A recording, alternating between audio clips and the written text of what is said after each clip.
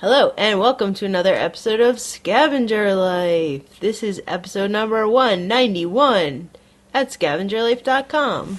Okay, so today, Ryan... Yes, Jay? Let's see if we're ready to talk about this. Okay, We're oh going to my talk God. about money. Yes. But money in a pretty deep way. Okay. We've been thinking about this week. So, right. And what this has to do with eBay is, we're all selling on eBay because we're trying to make some money, because that's what you got to do.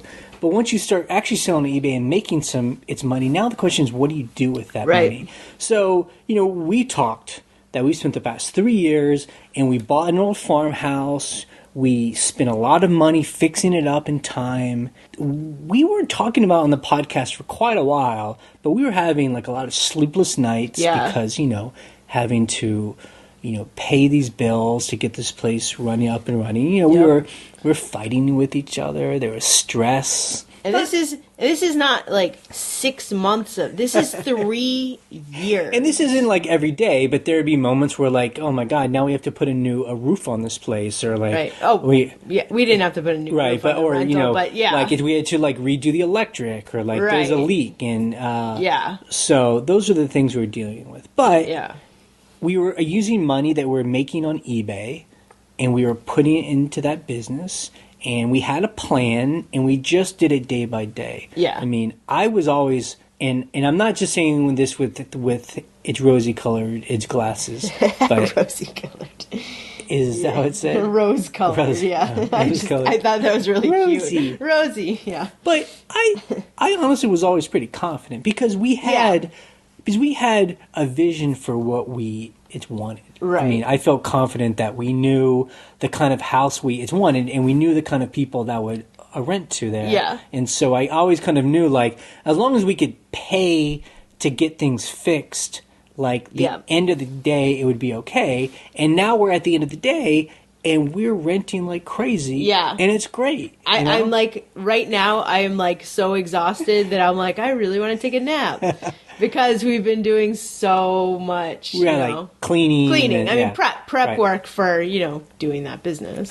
So now we have this going, and it's renting. And now we're talking about, so what do we do with all that money that it used to be spending redoing this house? Now we actually have money. Right, and we have money because we're renting the house. Right. So we have like a double income. So it's double money. I mean, I hope it's a double times two. We haven't, the place has only been rented for a month, so we haven't really seen yet exactly how much money all this is going to bring in. So this is why we're talking about it's money. And I've talked about this before. We have debt, Yeah. When we bought the house we're living in, we actually paid for it in cash. Yes. Because we cashed out our 401ks. And it was a foreclosure. And so for about 6 months, we didn't have any kind of debt because we had paid off. Yeah.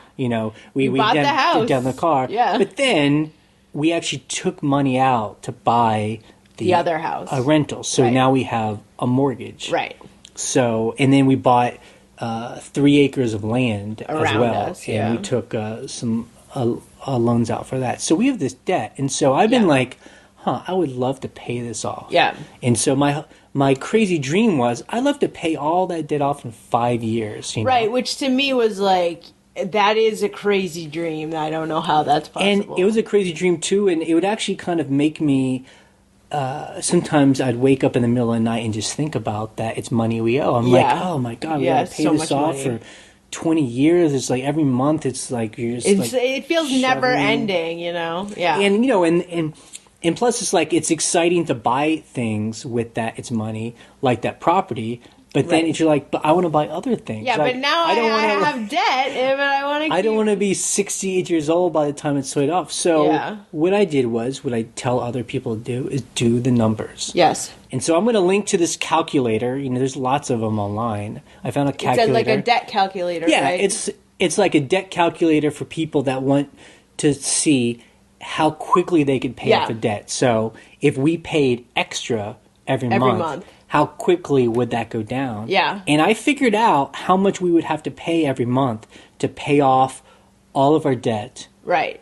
In 5 years. 5 years, yeah. And basically it comes out to, because this is assuming you're just going to go after do a snowball effect, they call it, where Yes. you do the smallest loan first, Yes. and then get to the bigger one. So we would be paying an extra $1,500 up to $2,000 each month Right. for the next 5 years. And the reason that works, as most people know, is if you're cutting into the principal amount, your interest, you're not paying as much interest, right? Right. Well, so if you think about it, they're still charging the same amount of interest every month. Right. But when you're paying it off, it's like you're eating at the tail end. Right. So you're paying month, but then you're eating quickly at the tail end. Right. And then it just Right. dissolves. Okay, so it's And not less interest, it's paying it off faster. You're Right. paying so you're paying less interest over time, not the amount of interest. Right. And that's why compound interest is Yes. both magical and devastating. horrible, Right. awful. Because Yeah. that's how they make their money. Yeah. Because people don't. Oh, want to and pay banks off quickly. hate it when you pay off your Yeah. mortgage ahead of time because they're like, Banks don't have any feelings. no, I know, yeah. not. But you know what I'm They saying. don't. They don't encourage it. They don't plan their business models based on the fact they're that not people like, are going to pay. great, you're smart. So that's what we're going to start to do.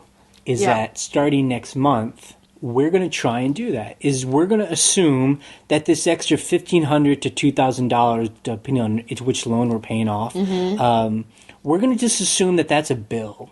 You know, Right. That's like something that has to get paid, Right. And so we will cut corners or do what we have to We never cut corners. get that money. We never cut corners. I know.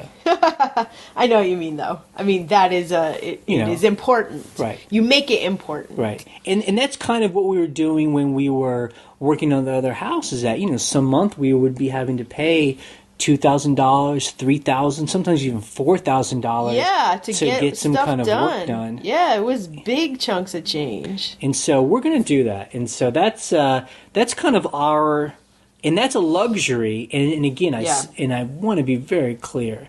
This is a luxury that we have because we've built this kind of Yes. cool business on eBay. Yes. And this other cool Right. rental business is that we have, it's money. And so we want to be debt free as much as possible, Yeah. as quickly as possible. Right. Exactly. Yeah. When you did the numbers the other day, it was really funny because you did the numbers and you put it on this like text document and you emailed it to me, and we looked at the numbers and we're like, basically, we were like, holy shit, we actually could do it. Yeah. Like, we didn't think we could. You I mean, know? and that's why doing the numbers is so amazing. Is like, I've said that for the past several years.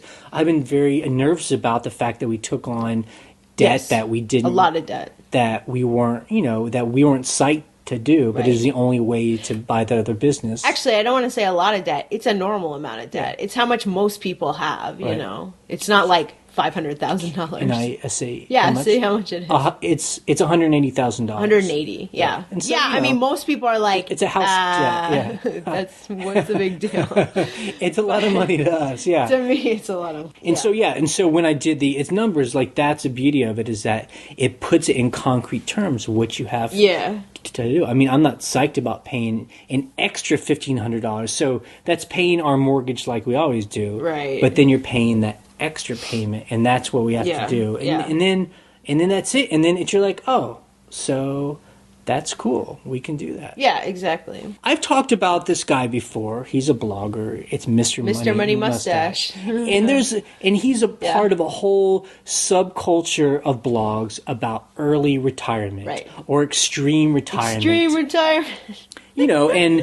And I get into those communities some just because it's interesting hearing other people like us who are have the like, same idea. who are very thrifty. Yes. And so they aren't spending their money on fancy cars or whatever. And they're like, okay, I have this, it's money. So how do I, not take on debt, and how do I save up enough so I don't have to work for somebody literally, else? I don't have to work. But I mean, they're always very clear that it's not retirement like I'm on a beach for the rest of my life. Right. Unless you want to be. Unless you want that. But just that you aren't forced to work for someone else or do something you don't want to do. Yeah. You can then, we could keep selling on eBay or whatever. Yeah. The interesting thing about these guys who are into the extreme retirement is that they're often like software engineers. So they're making $150,000, or their a wife is, or they have two incomes, and they're making. Meaning they're working now, Right. and this is their goal. Right. So if they have two incomes of software engineers, Right.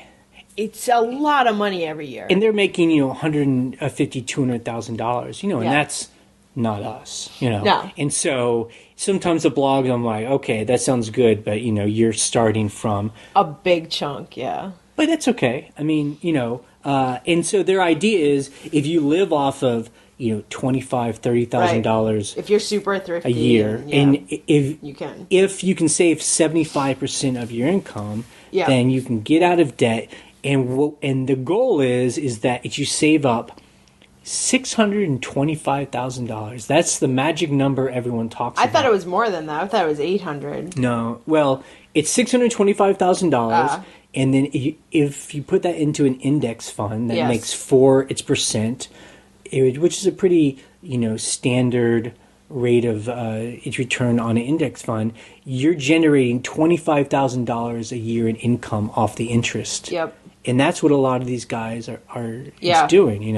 I mean, obviously, the more you save, it's so the funny. more money you make. It's so funny though. It's so interesting to be like, I could work as a software engineer and make 150 to 300 if there's two of us working a year and work for someone else, or I can do that for 5 to 10 years, save up, and then just live on $25K. Like, it's such an interesting thing. It's like work for someone else, and be super posh and fancy. And I mean, these guys and girls too. I mean, they kind of enjoy when new people come on, and normally it's like maybe an older person who's like, if you can earn that much money, why stop working? Why would you want to stop? And then they always try and say it's not about the it's money. About time. It's about the fact that we want to, we want our lives. Do our lives, and that's what we always say. And they're like raising their kids. A lot of them are into homeschooling. Actually, it's funny that I just said that because that applies to us as well. Because we left,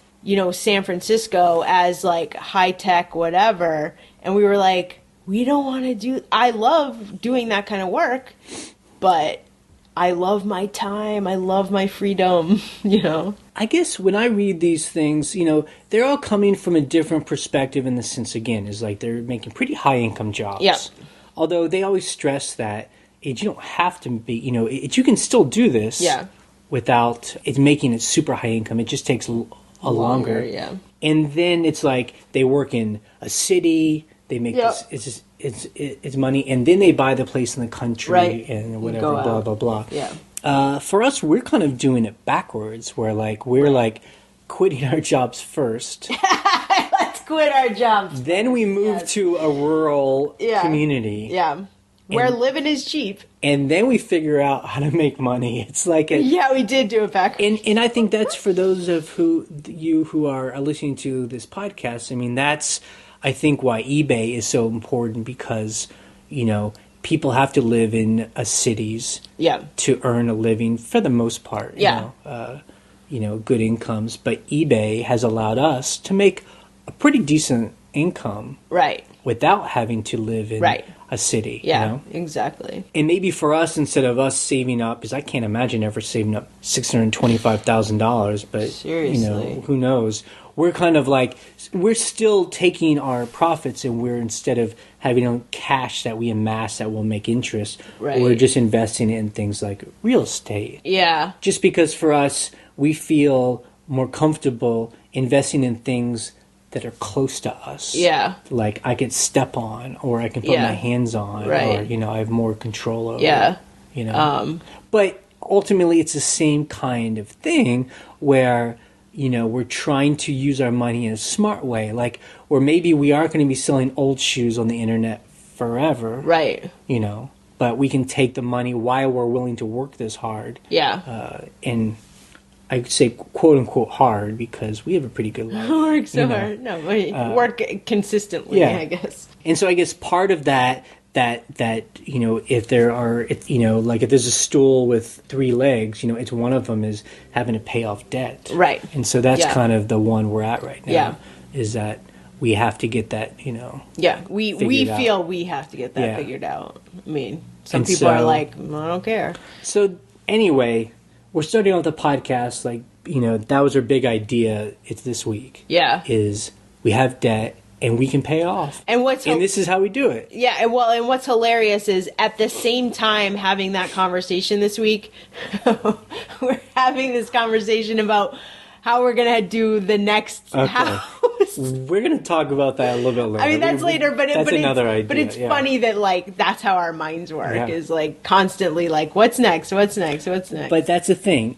If we aren't constantly talking out loud to each other about ideas, as ridiculous, because trust me, I say things and Ryan's like, that's stupid and crazy. Oh, but same with you. You're like, oh yeah, that is like the most ridiculous, brainstorm. But if we don't do that, we can't come up with the good ideas, and we can't start, and we always do that. We always pick each other's ideas apart. Like, like we always say, everything goes, anything on the table. Yeah. But everything has to be, but you have to be able to ask any question and try and pick it apart, because if it's not a good idea, it's not going to hold up to. Well, also it helps you kind of like move on from that idea. Like sometimes I'll get obsessed with an idea and I'm like, I'm going to do that. I want to do that. And then you kind of are like, let's kind of think about the actual detail. No, I mean, both of us do that, but you know, and then you're like, okay, that idea is tabled, or moving on with my endeavors here. Yeah. But, I find like those of us that might have worked for other people for a long time, that's not most people. That's not a common way to go about life, because normally we're just like, okay, I have this job and they tell me what to do, and so and I go home and I go on vacation. Because I remember having jobs where I would have lots of cool ideas. Oh my God. I either didn't have anyone to tell, or if I did tell somebody, I mean, they were just like, that's interesting, but that has nothing to, or you're not in the position to have these ideas. Or like, you have to wait 15 years to have that idea. Wait till those people die, or you get, it's moved up, Yeah. So it's Mr. Money Mustache is the guy I talk about often, and I'll link to him on the blog. There's another guy that I found recently, or it's two people. It's a husband and wife. It's frugalwoods.com. Yes. They always have these funny names. Just like Scavenger Life. And, and again, they're software people. They're in Massachusetts. Yep. And they have a great blog, and I think a lot of eBay people would appreciate them because they talk about being a thrifty. And, they like go garbage picking. I think that's how you found them. Someone linked to their garbage picking post. And again, I found him because actually we learned from our own blog. Someone linked to them in the comments this past week or the week it's before, and I read them. But they document how they live and how they're approaching their kind of retirement scheme, all that. But one thing he said that's really good is, and we have to remember this, that there's no one weird old trick to build financial stability. It's just careful, straightforward accounting and math-based investing approaches. Yes. Now, I guess what's interesting to me is when you said that is that there's no one way to do it, but it's about the numbers. Right. And that's what we always stress is that, if you're just starting on eBay and you're trying to figure out, can I quit my job, or I don't have a job now, but can I make enough money on eBay so I don't have to go back and get a shitty job? I mean, again, the way that you do it is you do your numbers. You put the numbers down. Can you pay for everything you need to pay for? And the answer is yes. And him and his wife do this, where they talk about like doing a budget.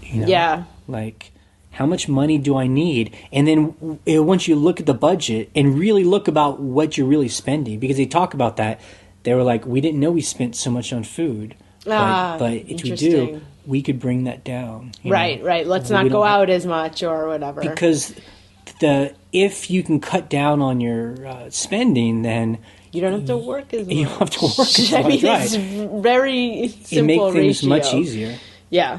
As you're hearing us talk, we hope that you're thinking about maybe some of your own long-range goals, and we'd love to hear that. Now, let's get into it's numbers. We talk about the numbers, let's talk about the numbers. As we do every week, we like to share It's numbers, because I just think it bases kind of all of this in it's reality, and helps it's new people or old people alike that young and old. Young and old. Yeah. So this week was pretty crazy. This is a good week for us. This is a great, no doubt about it. We'd make sales and I'd be like, what is going on? This is a week where our elicit and it's forget it strategy works, where we elicit stuff, whatever, in the past sometime, and we finally found the right buyer, They found us.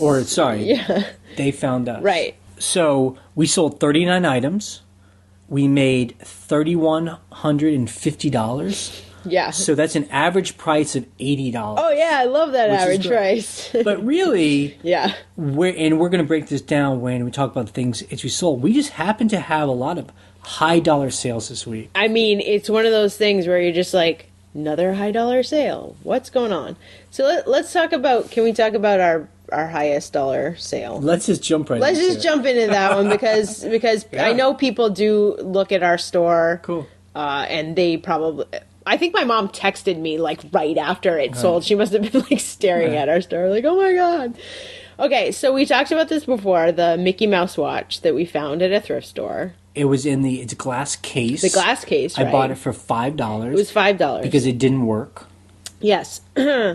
We were in New York City over Christmas, so we brought it to a nice watch place.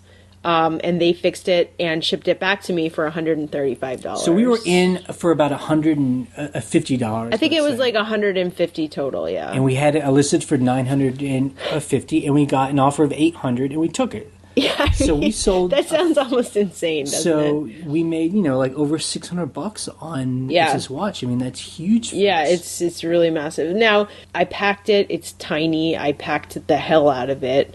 But I was so nervous. Oh my God. I'm never normally I'm like, all right, I feel good. But I was like, holding this box. There's definitely, when we all talk about we all want to get into high dollar items. I want to sell $500 items all the time. Yeah. I mean, there's definitely a level of stress that comes along with that because, number one, we accept the offer. It takes them 2 days to pay us. Right. So there's the stress of not paying. Are they not going to pay? And it's just like a downer because it's happened a couple times but then they pay. And then now we pack it and now we're waiting to make sure they don't want to send it back. Yeah. Or they're it's broken. You're like, what? Or they're unhappy. It's not broken. No, it's not broken. Yeah. That's my worst nightmare. That was good. We also sold a $400 faucet on Amazon. On Amazon. That happened last night. We actually, we bought this faucet. It's a very fancy brand. We were going to use it in the rental house. So we paid $150 for it at a closeout sale. Because we were going to use it for ourselves. So we were willing to pay $150. Right. We were like, that's a great price, whatever.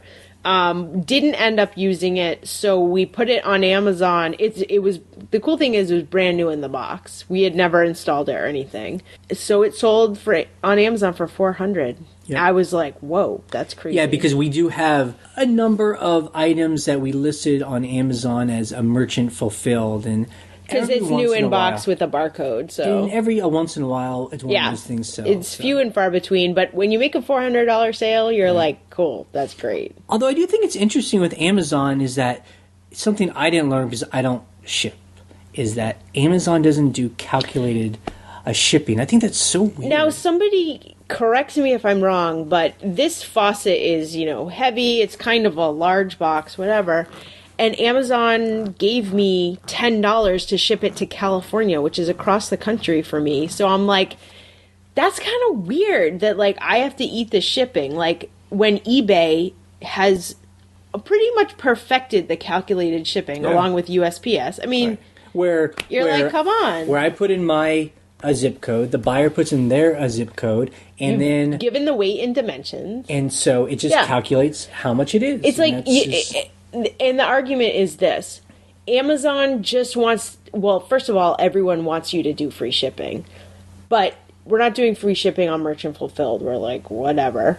So they only give you an allotted amount. They're like, make it work, eat the shipping, because they want customers to not have high shipping. That's my theory. And I think that's interesting because on the blog there have been some people who sell on eBay who seem confused about the calculated. I know. Shipping. I'm like, it's the best thing. I'm like, how would you ever come up with a single price that would sell to everyone in the country? Unless you have the same, the weight, and it's always the same thing, and you can do a flat rate, Yeah, flat rate, right, yeah. If you're like, but still, in our business where we sell a million different and people that do free shipping or do really discounted shipping, again, that only works if you sell in total of volume, so you kind of do good on at the end of the day, but I mean, people like us, we aren't big volume people. No, I know people think we have a big store, but in the scheme of things, we sell we're like a boutique. Compared to some people who sell 20 things a day, 50 things, 100 things, you're like, we're not like that. Okay, so another high dollar item that sold was this big heavy juicer. It was like a professional juicer. We sold it for $200. We got it at a thrift store for under $5. I think it was never used, but people kept messaging us, it doesn't have all the parts. It doesn't have the bowl that holds the juice. I'm like, I still want $200 for it. This is an example of, people talk about this.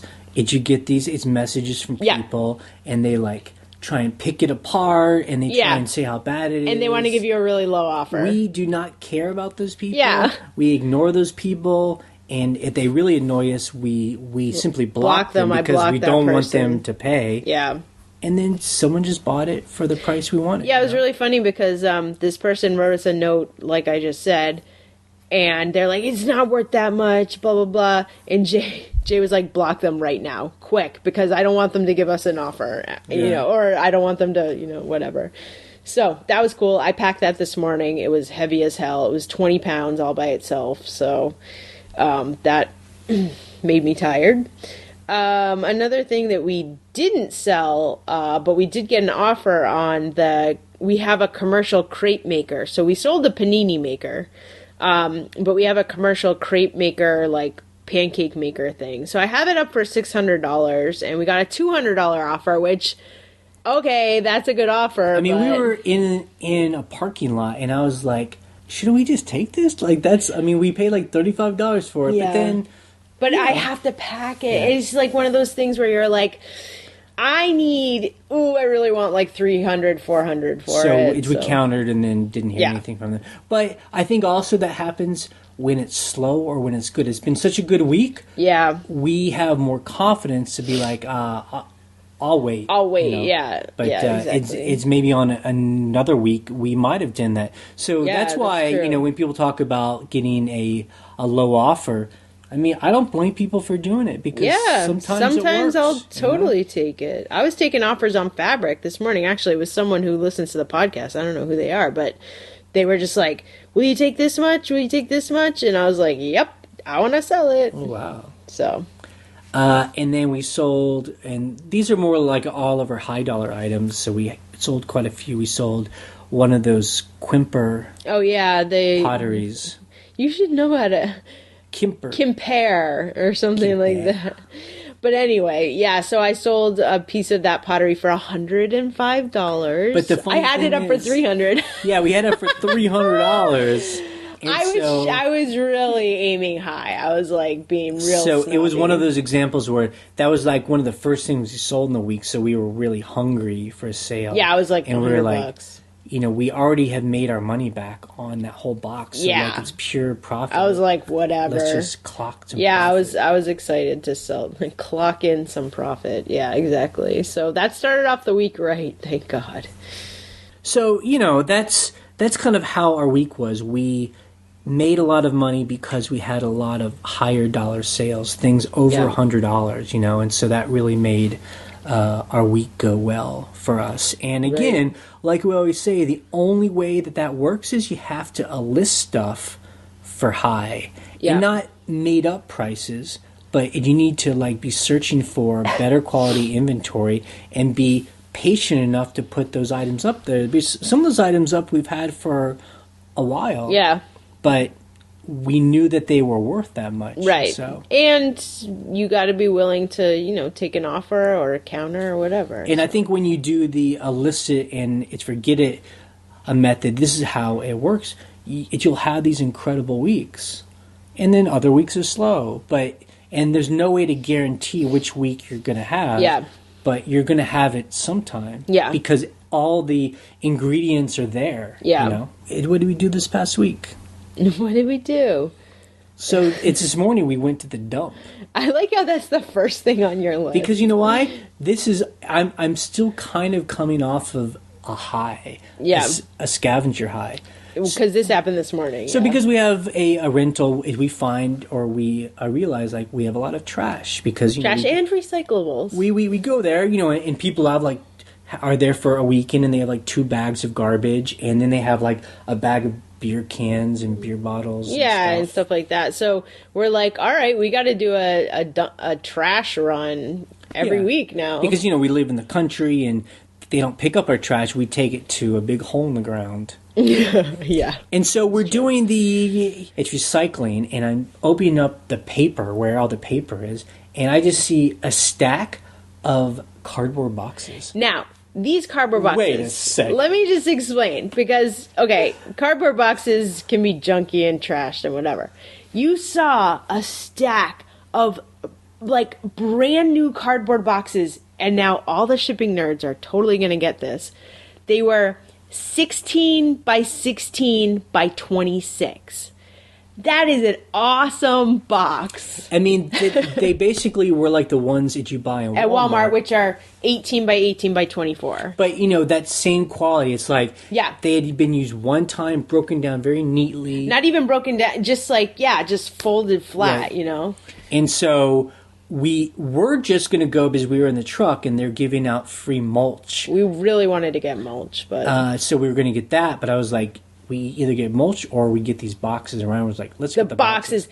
And we estimated there were about 50 of them. Right. Which at Walmart, they cost like $4 each with, including tax. So that's like $200 worth of boxes. So I was totally... It was awesome. I was totally high. I was like, yeah. I was so psyched because like that juicer, that juicer is a weird shape. You guys will see it on the video.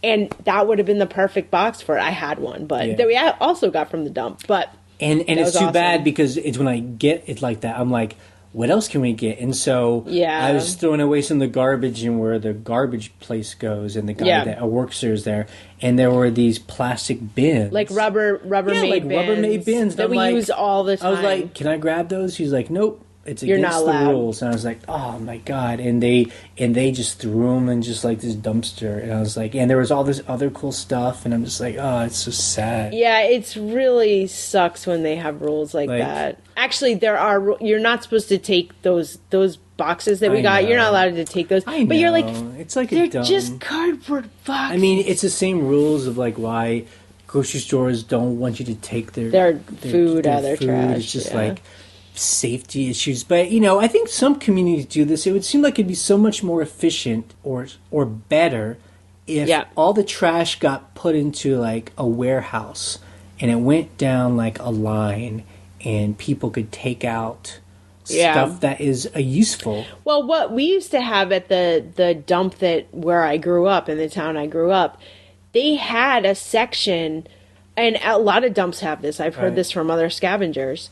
They'll have a section where you're like, it's almost like donating. It's like a swap. Right. And that's where you're allowed to put that Kate, who we interviewed, talked about that. Yeah, the swap. How, but then people get competitive. Because and people just, wait there all day. Yeah, because it's, free. And so people are, getting, they're fighting each other. It's so I don't know the answer, but it seems like there's got to be a better way, maybe our county could have a nonprofit who would be in charge of pulling good stuff, and then they sell the stuff for really cheap at a thrift store. Right. Yeah, we do have a thrift store in town that's like that, but I don't know how they would you get incorporated with the dump. But yeah, so anyway, the dump was awesome today. We were like, yes, this is so cool. And then yesterday we had some time to kill before we had to go over to our rental house and clean. That's now part of our That's going to be week. kind of a thing. I hope this doesn't get boring for you, but we clean a lot. Oh my God, the cleaning. But the great thing is... But I love it. Yeah, you're like, we're cleaning because people are coming because we're renting, so we're making money. So we were,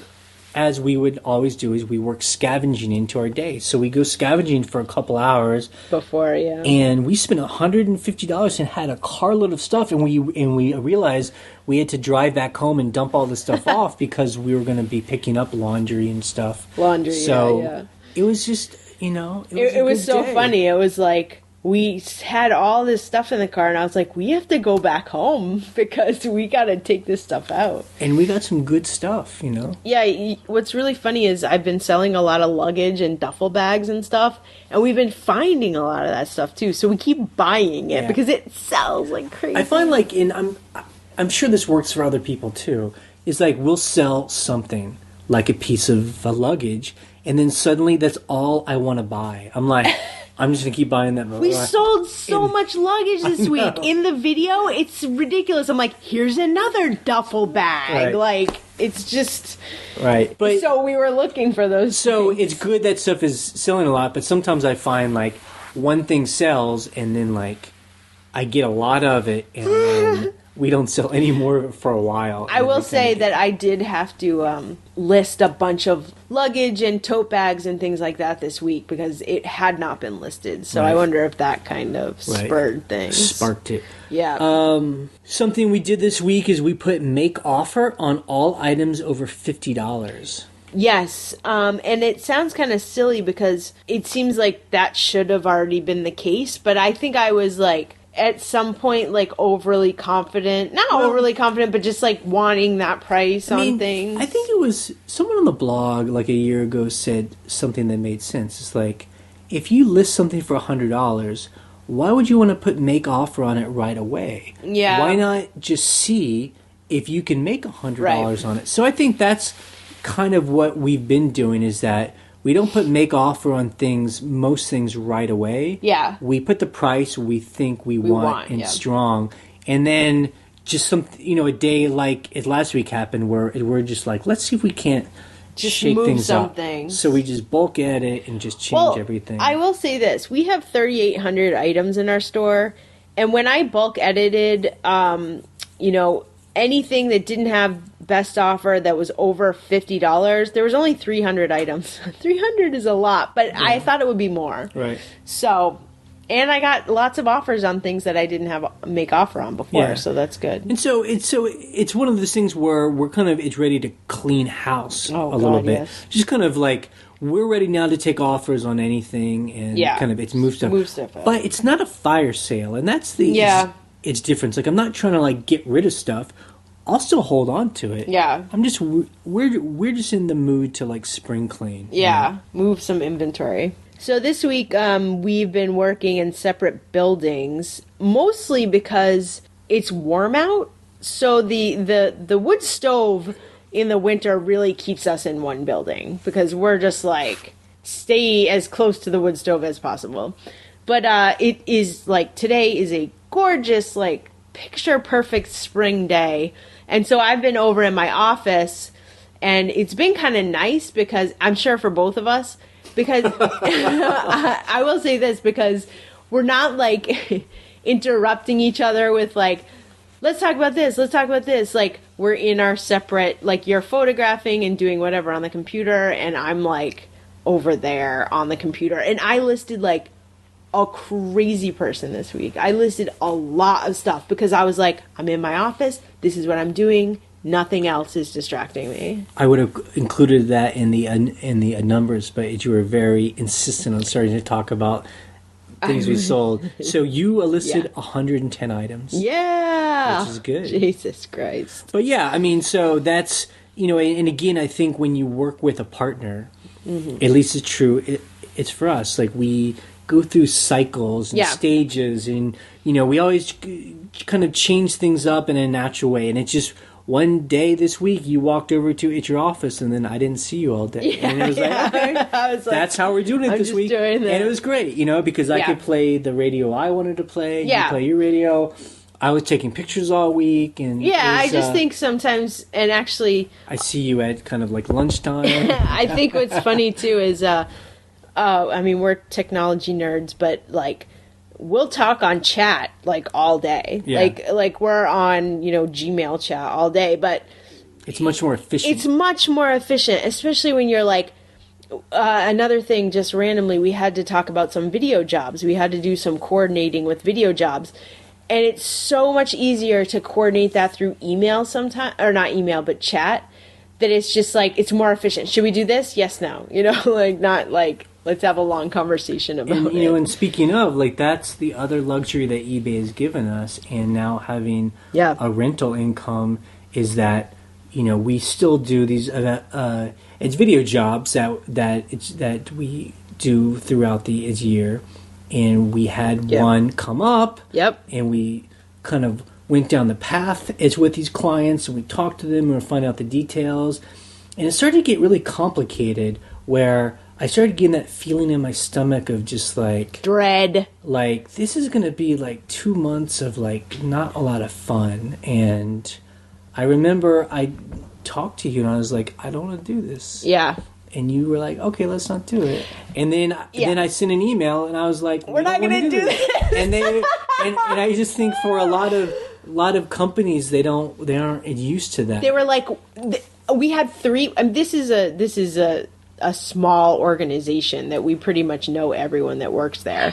Oh yeah.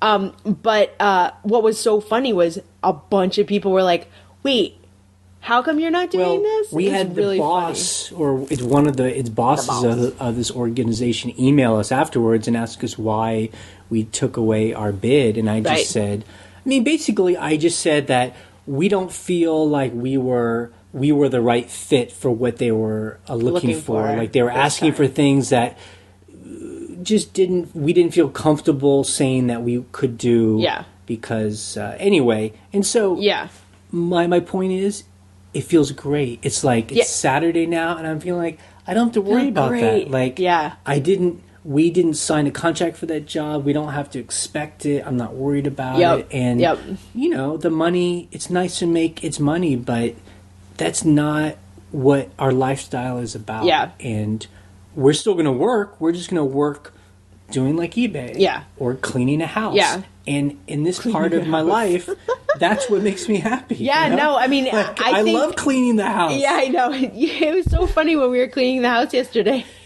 And I was like in a zone. I was in a cleaning zone. I was like, I'm going to do this stuff.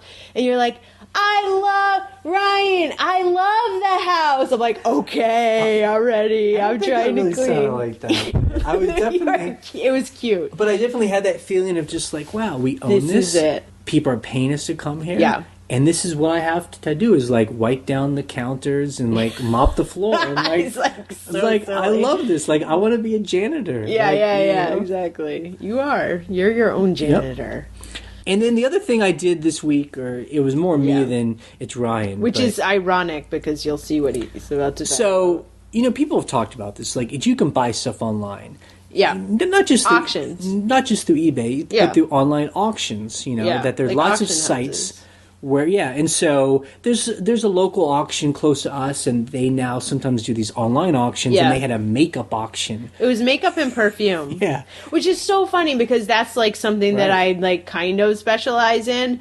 But this auction, I was just like, I don't know. Like, I don't know what I want to buy. But the thing is, for me, it's like, and this might be more of my personality, it can get addictive. And, and that's what they hope for. And that's what, eBay had been all about in the beginning. Drive the prices up. And you're like, I got to have this. And someone outbid me, I got to keep going. Get it, I probably wasted about 2 hours over the period of a day checking the auction, putting in researching things, putting in a proxy bid. Someone would bid me up. I'd see, okay, could I go a little higher? And and then I had all my bids in, and I was winning most of them. And then at the very end, someone came in and just bid like crazy, everything up. I mean, no one is going to make money at the prices they paid. I think it was actually people buying it to actually For themselves. use. Yeah, You know, which you're like, oh yeah. but then I'm like, obviously. ugh. And so I don't know. My whole point is that when people say, "Oh, you don't have to go to like flea markets and Yeah. thrift stores," like that's a waste of time. I just buy it at home. I'm like, dude, I wasted Yeah. just as much time on that online auction as I would if I got in the car and drove to a thrift store and spent an hour. And what's funny is because we had so many bids out, we actually won one item. Yeah. That was $10. And I this know. place is like an hour and a half away from And us. so- So we just paid it and we were like, Just keep I'm it. not going to pick it up. Yeah. So that sucked. But and so for me, I know it might seem more efficient buying things online like that. Yeah. And it was fun, and we've done it a couple times. But it's so much more it's more fulfilling scavenging in person, because part of the fun is like just the You're finding you're stuff. meeting people. It's more of Yeah. a hunt. It's like it's more of a puzzle. Well, the in other thing person. too is, I mean, finding stuff in person compared to online is, not everyone's going to look in the corners. Not Right. everyone's going to look through Sure. that box. Right. But on an online auction, this is what they have. It's here. It's like everything's there, and the only thing I'm hoping for is just that other people haven't found this online auction who want to Yeah. pay what I want to pay. It was too bad because there's some really nice stuff. Yeah, but- so it almost feels like fast food scavenging. It's like you're just like I'm sure if you saw a picture of it from the outside, it's just me in a chair, just like clicking, click, click, click, click, click. Oh man, that was a bummer. I was hoping to get some Chanel number 5. Yeah. That did not happen. Yeah. Okay, so people don't seem to mind us talking about this other business we have, Which we seem to be talking about it like crazy. So our rental property, here we go. and I want to say that Ryan is now addicted to renting. I'm addicted to renting because I feel like okay, what was great about this week, and this is why my brain turned. We rented to someone for 5 days. They had one little issue with the internet. Whatever, we fixed it. It wasn't a big deal. But they were cool. They left the house clean. They paid us a bunch of money. $1,000. They paid us yeah. $1,000 for 5 nights. And I just sat here and did other work all week. Right. I was like, here's the code to the house. Right. Text us if you need us. That was it. And I was like, that's amazing. and there are people there right now. There are people there now. who are going to pay us $500 to stay for 2 nights. I mean, so basically, I was just like, we have to do this again. I mean, cleaning is tiring. Wait, but what you mean is, do you want another? I want rental? another property. Yeah, yeah you want another yeah. property. It's kind of addictive. I'm right? going to talk about this though. We have a back building that has an office that's kind of like an apartment, and that's what we were talking about this week. I was like, let's rent out the back building, and you're like, you're crazy. Because that's where that eBay shipping table is. It's where we sometimes do those videos. Yeah. I mean, it's where we store inventory. Yeah. I mean, yeah, it's great. I mean, Well, I got excited because I was like, I want a little, because the house we rent now is a 3-bedroom, so it's kind of big and it's for, several people. But I was like, I want a cottage. I want a studio, for 2 people, because then I only have to wash one set of sheets, basically, along with the other house. But, I just was kind of like, this is a cool business model, Yeah. and it's working. We're actually making it work. but we talked about our goal now is to pay our debt. Yeah. And we really don't have the ability to borrow, $100,000 Yeah. to buy another place. So Yeah. we're trying to think how How to do it. how we do that. And so we actually had bought 2 acres of land across the street from our house, and it's like a forest. It's like a wooded. little- It's a little woodland. yeah. And so we were thinking what we could do is we could build a little cottage over there, over a period of time. Yeah. It's perfect because we own the land already. And Right. as we have extra money, put the foundation in, frame it up, Do it little by put little. a roof on Not it. get a loan, like you said, to Right. buy a place or to build a place, but slowly be building it. and do it small. So it's like you said, it'd be like a 2 to 3 person cottage. yeah. And so it'd be small. So it's not like we're building a Not tiny, gigantic but house. yeah, it's going to be, And so, we wouldn't charge as much to stay, but it's right across the street from our house. great. And we live near a river, so it's it's really so like we were talking about earlier, those are the kind of ideas that we're like bouncing around during the week, where one of us is getting super excited about something like, well, what if we did this, what if we did this, and just getting the other person excited, and just thinking like, okay, how wouldn't this work, or what would the pitfalls be, and then understanding those and being like, okay, well, what if we did it like this? Yeah. And then like, this is me. I'm about process. I'm like, okay, what would we do first? Yeah. So it'd be like, let's go to the county and ask them what the process would be to building a new construction, which we haven't done yet. We've only done. So that's kind of where we're at. Yeah, because that would be exciting for us. If we had 2 rental properties, we could manage cleaning 2 of them. Yeah, we could. I think we could. We could. Yeah. We could. So I just want to mention this scavengers in us, clearly we are very much scavengers. Like, when people leave, a lot of times they'll leave food. Yeah, right. Like perfectly good, like food. They're like, we're not going to bring this like frozen food with us. And we're like, yeah. That's awesome. I know. It's kind of exciting. And then some people had some clothes that they left. Someone left like all these clothes. It was so weird. And we actually found them. It was probably 2 renters ago, so we didn't know to tell them. To tell them, yeah. And they haven't told us, and now it's like 2 weeks later, so we're like, I guess they don't care. Well, I washed them, and if they say something, I'll send them back, but I'm like, I got a new sweater, basically. And it left some shampoo in there. Right? 2 people left shampoo. Wow. But it was like, okay, I'm super cheap, like I always say, so I'm like, the cheapest shampoo plus I have like pretty much a shaved head at this point, so I'm like, whatever, shampoo, I don't care. So they left like these super fancy shampoo bottles. I'm like, yeah. And we give people shampoo. Yeah, we give people, but people bring stuff. But we don't want to leave just like junky, random shampoo, so we take that for ourselves. Yeah, so anyway, that's funny. That's cool. It's fun. So, like eBay, we use Airbnb, and Airbnb has like a system where people can leave each other, feedback, comments, reviews, feedback. Yeah, and so it's just like eBay. You want people to leave its good things. It might even be more important than eBay because I know when we rent places on Airbnb, I'm always reading what people say because people are pretty honest about is there hot water? Is it clean? Is it clean? All that stuff. So far, we've gotten really good feedback. Every single renter has given us good feedback. And I think 2 things are important. And it's just like eBay, where, we meet people in person. Yeah. I guess it's not like eBay, but we find the thing that's important is that we always meet people in person to check them in. Yeah. And we try to make them feel like they're a guest in our house. Right. So they get the whole place. We never bug them. The place is there. So it's like a hotel, but because we meet them in person, they know they're staying in our house. Right. And it's special. And we're coming to clean afterwards. And so far, people are it's respectful, just like we are. We're like, if I know I'm staying at someone's house, I'm not going to leave it a dump because... Right. I like these people. Right. I know that. And I mean, there's just a human factor of those are the people that have to come and prepare this for another guest. And, And so I don't know how much of a difference it makes, but that's what I feel is important because we do have electronic locks on the house, so we could just email people a code and they could just check themselves in. I mean, it's not very complicated. I think people would leave it messier. I think they would treat it more like they would treat like a rental car or like a hotel, where it's like it's anonymous and like who cares? Yeah.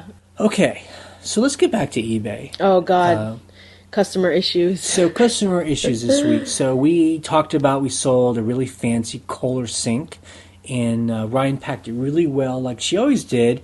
But we got a message from the buyer who said the tracking says it's damaged. Yeah. And it's stuck somewhere. Yeah. Oh, God, I don't even want to talk about this. It's just ugh. Yeah, so I sent it FedEx ground. FedEx said damaged, unable to ship. So I'm like, all right. So I know I have insurance on it. I have $100 automatic insurance on FedEx. Plus I have the rest of it on ShipSaver. So I'm like, I'm just going to give this guy his money back because he shouldn't have to deal with any of the insurance. He's not going to. I refund him. And And I think that's an important point. We've gotten pretty good at that now, where we understand it's never worth it to make the buyer wait. Yeah. Because it's not their problem. Yeah. And that's why we have insurance, and we'll eventually get our money. So we just give people their refund immediately. Yeah, I'm just like, you don't have to deal with this. If I were the customer, I'd be like, I shouldn't have to deal with this. So, so I filed a claim with FedEx, and they're supposed to mail you a check within 5 to 7 days. And the proof is, it says damaged on their tracking. I mean, I don't have the sink. They didn't send it back to me. So the problem is, I have to get ShipSaver proof now that it's damaged and or they threw it away. FedEx destroyed it. So I'm in the process of doing that. It shouldn't be a problem either way. Either I get the sink back or... Yeah. And I can take a picture of it. And this is the first time we've ever had a problem with it's FedEx. Problems happen, Yeah, I've never had a problem with FedEx. But I don't know if we're just having a kind of poor experience, but I'm just surprised. It feels very inefficient because they never contacted us. We had to contact them to find out that there was a problem. Right. And now that there is a problem, they're kind of like, well, we don't really know. Yeah. Who needs to do something. Yeah. Like, is it the guys in the warehouse? Yeah. And who's going to produce paperwork? Yeah, and just... when do I get my $100? I mean, basically, on Monday, I had to call FedEx and be like, I need proof that this got damaged so I can claim my other insurance. Like, right. I just need to make it happen somehow. Anyway, the bottom line is, refund your customer first, and then you deal with insurance, and you're on the insurance, and make sure you insure everything, over $100 or whatever. The thing, what was hilarious is I actually called FedEx twice. Actually, I called FedEx twice, and then I called ShipSaver just to clarify some stuff. And every time they asked me what the item was, it was a porcelain bathroom sink. They're like, oh. I'm like, well, I should be able to ship that. If it's packed well, it shouldn't get damaged. I've shipped how many? 10 of them. Right. And they've never got damaged. Yep. So, Did you have like a limit to what you insure? Is it like over $30 or what do you insure? Well, okay, so here's the thing. Everything on priority mail automatically gets up to $100 in insurance through your eBay labels, so that stuff's covered. If it's over $100 and not through priority mail, then I'm insuring through ShipSaver. So everything. I mean, it's like, if it's not insured under priority $100, it goes through ShipSaver. That's my rule. Gotcha. So something else that happened this week is that we had 2 individual people buy items from us. So we're like, cool, we just sold something. Yeah. And then like 10 minutes later, we get a message, please cancel this. Right. And we're like, shit. Yeah, it's sucks. Just like... It's a bummer. And, there's nothing we can do. They have every right to do that. I'd rather have them do it now than us pack it. It's a bummer. And so now what Ryan will do is she goes into a watch count. Yep. And she'll realize that probably what happened in one guy's cases, he actually bid on an auction and got it for a lower price. Yeah, for the same item. And then I don't know why he'd bought ours, but anyway. Yeah, it was weird. He was just like not controlling his appetite well. And so it's just like, it's a bummer. Yeah, like, it sucks. Man. It was a $50 backpack too. Yeah. And so he got it on auction for 20 or something. Right. So I'm like, okay, buddy, first of all, I don't blame you, but that sucks. Yeah. Because they paid for it already and everything. And then as a buyer, we sometimes have these things as buyers. So if you actually bought, do you want to talk about this? Yeah, no, this is a pain in my patukas. Yeah. Did I talk about this already? I bought a designer ring from the UK. Okay. It ended up being a counterfeit. And, it's not a surprise because it was cheap. It was cheap. And I was like, but then I was like, well, maybe they don't know what they have, blah, blah, blah. Right. The whole thing. The problem is this. Okay, so UK has the global shipping program now, which is cool. I'm clearly an international buyer, so I'm buying through UK global shipping. I sent a complaint and said, look, this is counterfeit. I want my money back. The guy refunds me the money, the price of the ring, not his shipping, and clearly he can't refund me eBay's, global shipping. So I'm like, oh, dude, whatever. Okay, fine. He's not giving me my shipping back. There's nothing I can do about it. The case is already closed. But then I keep calling eBay, and I'm like, I never got my global shipping thing back. This guy sent me a counterfeit.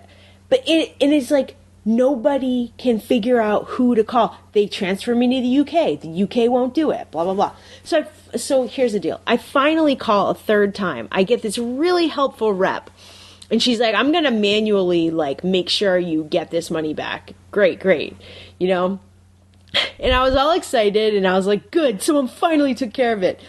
It's been 4 days, and I still haven't got my money back. Yeah. So I have to call again. Part of me, tell me if I'm wrong. We know that we ultimately may just have to eat this. Yes. It was an experiment, could we buy designer, nice jewelry online that people don't know it's what they have and resell it? So that's been kind of an experiment. So, like any experiment, there's going to be little bumps along the road.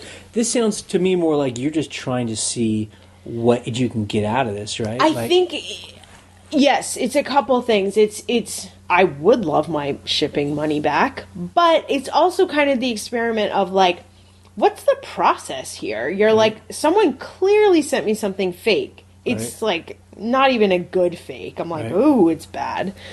So how does eBay deal with that?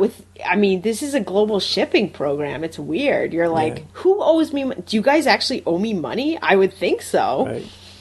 No one's given me my money back yet. So, and then I bought a TV. It's remote. Yes. And they normally sell for about $30. It's a special remote, though. This particular one, it's like for a grandpa. It's going to be like one that I need when I'm old. It's got 4 buttons on it, and so we like this for the TV at the rental. Yeah. So it's not like a million buttons. It's just on. Turn it on. And then it's ready channels, to go. And it's ready. So we have 2 TVs at the rental. So it's a special kind I want. They cost about $30 new. Yeah. I saw one online. A lady was selling a used one, but the pictures look good. Yeah, it looked fine. $25 to ship free. Free shipping. Yeah, it was. I'm a sucker for a deal. You're great. Let's do it. Perfect. I get it. And what she had done is, I think she took that. What's that kind of? It's called Goof Off. It's Goof a Off. really heavy duty cleaner. She cleaned it with Goof Off, and what happened was all the numbers smeared. Yeah, the front looked its bad. wording smeared, permanently smeared the thing. And so I look at her feedback. But she sent it to you anyway. Right. And so I look at her feedback, and she's 93%. She has 22 bad feedback, and I'm like, oh, I didn't look at her feedback when I saw this. I took a picture of it. Right. I sent, I was like, look, this isn't what you showed me in the picture. Right. I want to return this. Yeah. And so I was assuming she would be a bad seller, and it'd be another whole thing, She wouldn't respond. We'd have to open a case. Yeah. All that stuff. All that stuff. And what happened was, she was good. Yeah. She said, you're right, that shouldn't have happened. My mistake. How about I give you $15 back, or half? $12. Yeah, she's $12 back. I was like, yeah, I'll take it. Of jacked up for $12. Jacked up, and so it's fine. So you know what? So this story is more about maybe she got enough negative feedback, or she learned that you're never gonna win as a seller if you don't do the right thing. You're never gonna beat eBay or the buyer, because they're right. Yeah. You can't sell bad products or give bad a service. And maybe she learned that. Yeah. And so it was good. Yeah. And then she gave us the refunds. I think she took 24 hours, but she did it. So that's being a good seller. Yeah. It was good. Yeah. I think it's always interesting to buy on eBay as well. It's very interesting. I find as sellers, we didn't actually buy on eBay very much for the first 4 years. It's only been in the past year or so where I feel we've really been buying a lot on eBay. Yeah. And so I feel it's a good experience as a seller to buy things as you might need on eBay because it teaches you what it's like as a buyer, you know? Yeah, it really teaches you to be a better seller. Yeah. Because you get treated in certain ways with certain people that you're like, this is not correct. Right. It's wrong. Yeah. So. We don't really have any news this week, eBay news, although I would like to say... Yes. We talked about looking at our bills about a year ago, and the big thing was our phone bill. Yes. And, you know, we were searching and getting advice from people, and we found that this company Ting, yes, which is basically they sell Sprint time. They buy bandwidth from Sprint, and then they resell it. And so we switched to Ting, and I looked at our bill this past week. It was $56 for two of us. And I'm going to even link to our usage and all that. Yeah. In the old days, we would pay over $200 for the same amount of everything. And I'm just like... Crazy. Again, I didn't really believe it would be that from month to month, but I don't even think about it now. We just use our phones like we want to. Yeah. You know, smartphones with bandwidth and all that. And yeah. I don't know how those big phone companies stay in business when you can just go to these other small companies, because there's other companies too. Yeah. Track Phone and just like Republic Wireless and all that. But we really love this company. Oh my Ting, God. and, man, I'm telling you, the fact that we're saving $150 a week, I mean, a month, month after month after month, like that's amazing. Yeah, it's really like when I look at our usage, sometimes I get nervous. I'm like, I gotta check like how much I'm using, and I'm like, wait, it's so cheap. It's so cheap, even like up to my limit of like minutes. I don't talk on the phone that much, but minutes or data. I'm just like, oh, well, okay, I'm going to the next level, and it's still cheap. Right. It's still so much cheaper. So that is something that we love, and we love to talk about. Cool. So what did we learn in the comments this week? You know, we have a pretty active blog, which we really enjoy. It's really one of the reasons why we keep doing this podcast, is because we enjoy the back and forth we have with people. Yeah, if it weren't for the commenters and people hanging out on the blog, I mean, we'd just be talking to each other. Yeah, so now I feel like when we do this podcast, you know, we're just in this empty room, like, looking at each other, but I feel like I know a lot of the people out there, even though we've never met them, because I hear their voices. So this week, in the comments, I continue to scare people off and bully people. I don't think you're bullying people. No, it's just, sometimes I feel like I'm a bit of a blowhard because I'm that guy on the blog that's, like, enforcing rules and, like, Yeah. But really, it's just because, we've been involved in a good number of, groups of people online groups, yeah. Yeah, online groups. And so we know what can happen to an online group if it starts to get off of its original intent. Yeah. So anyway, I'm going to link to this one comment that was good. It's last week where someone just said, like, they're new and they realize that the blog is not for its new people and it's not meant for someone to come on and say, how do I do everything? Yeah. And and it's true. Like, there are lots of Facebook groups, right, for eBay and Amazon where it's like all new people, right, and people are just coming on and being like, how do I do this? Yeah. And those groups are perfect for someone just starting out. There's also an endless number of YouTube videos as well where you can watch haul videos where people are just showing you, I got these shoes and this is why, and I got this. So, people who are trying to get advice on what to buy, there's that too. Yeah. There's lots of resources for new people. Yeah, and so our group, I think, is one that we built a group that we wanted for ourselves. Right. We wanted a place where people who were experienced, people that figured out how to sell on eBay. Okay, I'm still on eBay. Now what? How do I build a lifestyle around this? Right. How do I incorporate this into my life? So that's what we're trying to keep pure and true. Yeah. Because if we just the comments are getting very every week someone new is coming like, how do I ship things? It's like, it just becomes, And, it's not, we don't think it's bad to ask, questions or, how do I do this certain thing? Right. What do people do? I mean, there's just different levels of it. I mean, think. we do not moderate our comments, so anyone can ask anything. So, we aren't scanning questions, but Yeah. if someone comes on and obviously it doesn't really know the community, which I've seen sometimes, I just kindly tell them, hey guys, Kindly. we've talked about this before, and here's some links, go and do some research and then come back to us. Well, and the other thing too is, just real quick, this is our 190th episode, pretty much. So, we talk about a lot of the stuff. If you go back in the archive and start listening, I mean, you'll hear a lot of the stuff you have questions about. I wish we could do a better job kind of like bringing our archives out, an easier way to search.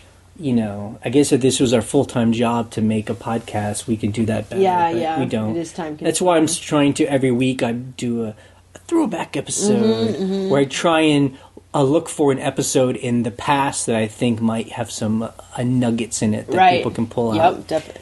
But Definitely. just to be clear, though, about the, it's new people that come on, I'm not hating on anybody because you know what? Yeah. I have been that person. Yep, me too. Recently, actually, this past year, I joined the It's Money a Mustache group that I talk about. The forum. Where they talk about investing in early into retirement. And I was that guy. Like, I got on and I was like, so how do I retire early? And, and I had people do, it's what I do. They were like, buddy, do some searches. There's like... Read the blog. This has been talked about a million times. Exactly. So. Yeah. So the other thing that was interesting this week was some people got into a conversation about being a curator versus a scavenger or a trash elf.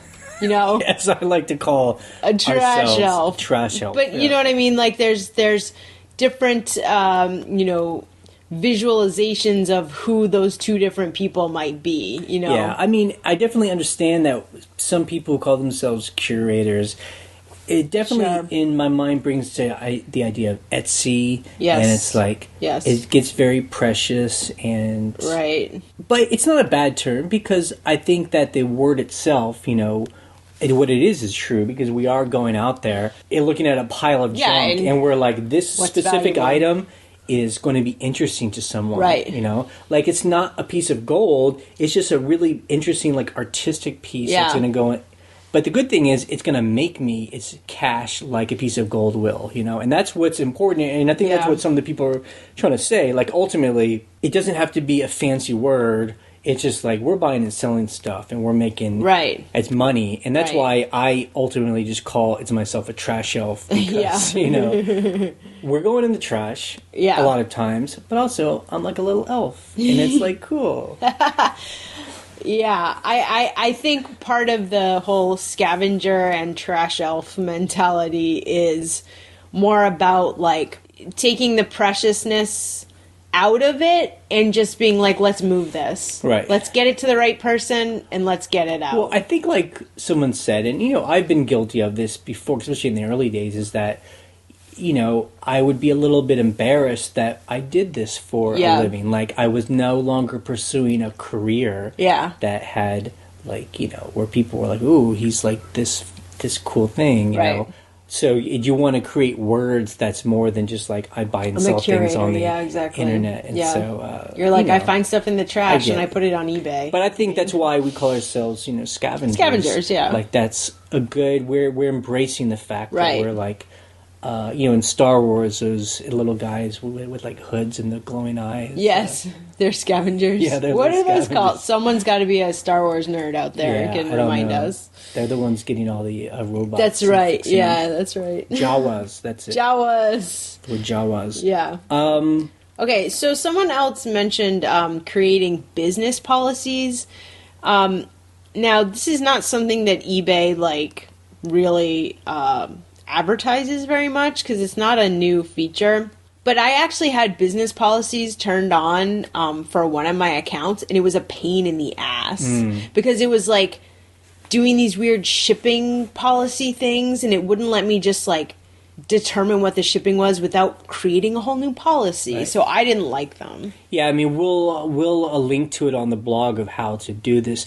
I think some of these things, they're trying to build where they're trying to automate things. Yeah, for you. sure, I get it. But it only works if you're selling like a handful of certain kind of items. Yeah. So I sell 5 kind of items, but I sell a lot of these 5 kind of items. So I can make a policy for each one. For each shipping this policy. This is always going to be Return for shipping. policy. Yeah. This will always be in a flat rate envelope. Exactly. So it's not really helpful for those of us that are just selling anything and everything. yeah, I think that's exactly what it was. It was like, it didn't fit for what we're doing. But it might work for some people, so we can link to it. Then the Deal Diva, DD. she had told us about this guy that we linked to it last week where he showed himself getting into dumpsters. Yeah, trash to treasure. It's behind apartment buildings, and we always love those.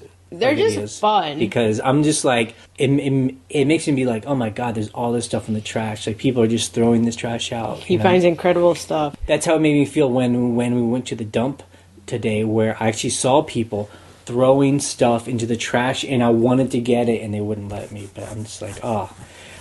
So anyway, it's mentioned that you can get gold from computers. You can scrap that gold. And we'd only heard about this, so she actually linked to this guy that shows you how to do it, and it's so interesting. Like, I guess the motherboards or something in there, there's like a little tiny strip of pure gold or close to gold. It's like gold, it's flake. Foil and flake. Yeah, it's very minor. But, he shows like he's got a whole thing and he collects it over time and he shows you how to do it, and he's got like a cup that had like all these little flakes. tiny gold flakes, and he's like, this is going to be like an ounce of gold. Right, and as you all know, probably that an ounce of gold at this moment is worth a lot of money. Yeah. So if you can, scrap an ounce of gold out, you're doing pretty good. And then one other thing, and Ryan and I talk about this because we always think it's so amazing. Someone had been asking about shipping to Puerto Rico. Right. And it's funny because I was like this too. I always thought, Puerto Rico, that's like a foreign country. It's a U.S. territory. Right. So you can ship to Puerto Rico just like any place in America. Just like they have a U.S. zip code. The thing that is always funny to me is when I see other sellers say, I don't ship to APOs, Alaska, Hawaii, or Puerto Rico. And you're like, why? Yeah, only the 48 contiguous states. Yeah, like, why? Right. Dude, you can get something to Hawaii in 2 days. What's the big... It's just like going to California. I mean, I've never had a problem shipping to any of those places. Yeah. So, I would suggest, if people have strict rules on that, you should change maybe them. Rethink it. I don't know if this was like in the early days of eBay, there was some difference in shipping, but those days are over. I mean, we have always from the get-go, we were like, we'll ship to anyone, anywhere on this planet. You want to pay me? I will ship this to you. If there's a person that will bring it to you, we will, as long as, and that's why we're always like, the shipping is the shipping. People seem to come to the blog sometimes and they get really hung up on like, it's so expensive to ship. Who cares? That's how much it is. Like, if someone lives in wherever, like Australia, and wants to buy like a $5 jacket from me, and it's going to cost them $50 to ship it, like, that's not my problem. Not my problem. If they want to buy it, exactly. We're big into you charge the shipping that it's worth, and that's it.